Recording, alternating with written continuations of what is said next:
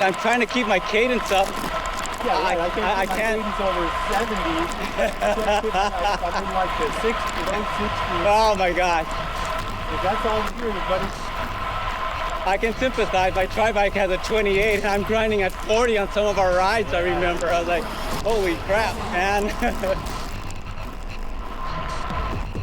But I think that's why it's good to like gauge first, and then if you have more power halfway up or something, go ahead.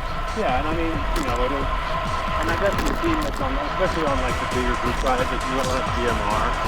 Yeah. And some of the guys crank by you with their car. You're passing them like third of the way up. Oh, they're dead. Because they killed themselves. Yeah, they're like, and they're wiggling, you know, and they're struggling. Yeah. And you're kind of used to this. Or they're stopping. Yeah. Oh, right. They're just totally stopped. And it's cooking hot. Yeah. And it is hot almost all the time.